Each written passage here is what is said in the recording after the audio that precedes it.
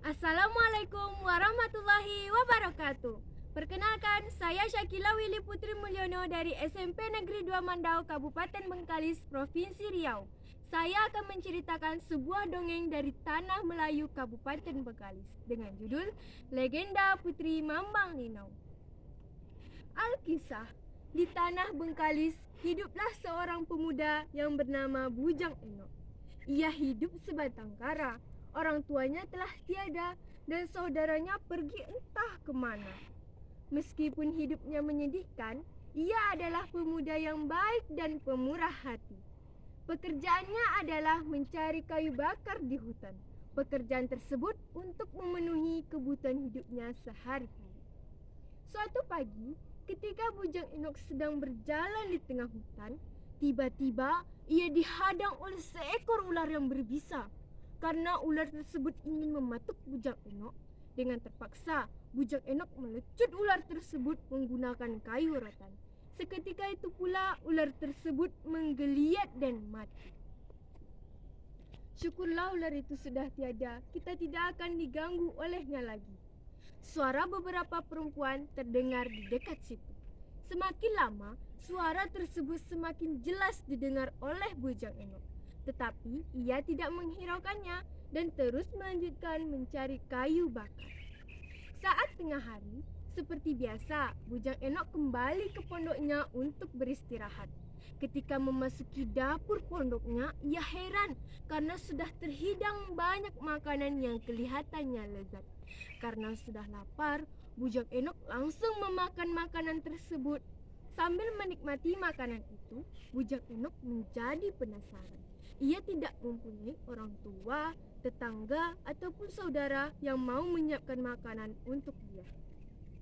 Keesokan harinya, Bujang Enok memutuskan untuk menjalankan niatnya, yakni mencari tahu siapa orang yang berani masuk ke pondoknya. Hari itu, ia memutuskan untuk tidak pergi ke hutan.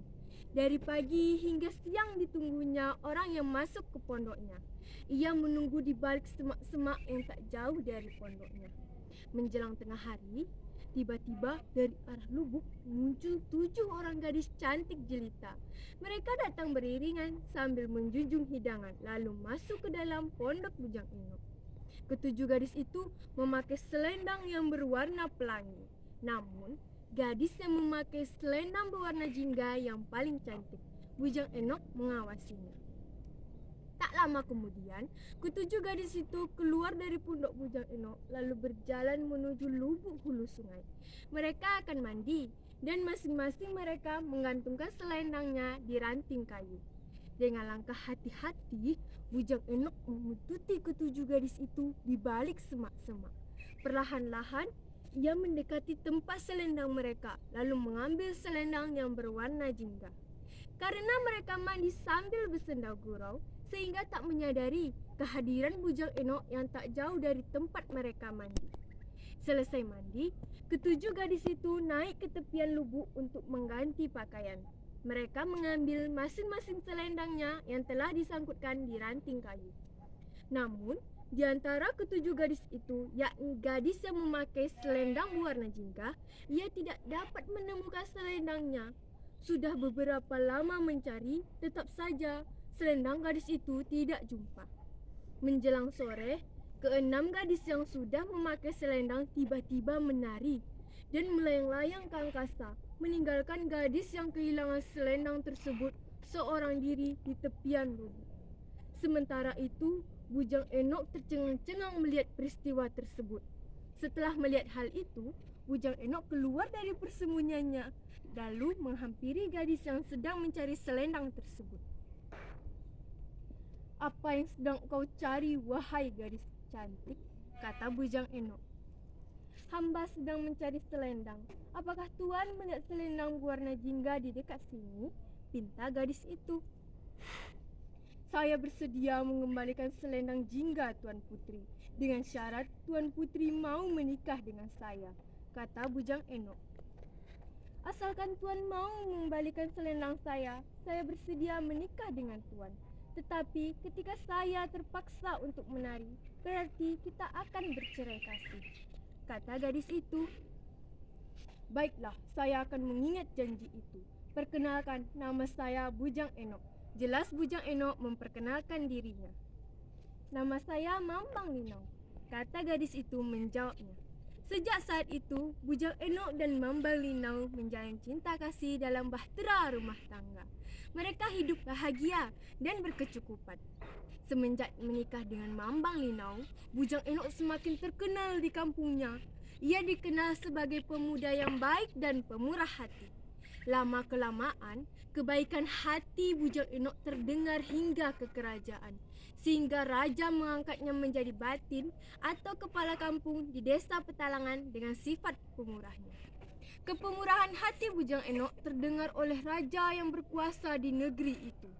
Semenjak menjadi batin, Bujang Enok semakin dekat dengan raja sehingga menjadi salah seorang kepercayaan raja.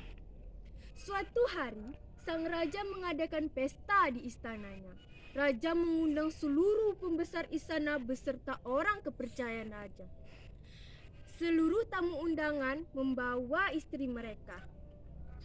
Dan raja mempersilahkan istri calon undangan untuk mempersembahkan sebuah tarian. Ketika Putri Mambang Linau melihat tarian tersebut, hatinya mulai berdebar-debar. Hatinya berdebar sangat kencang ketika giliran ia menari.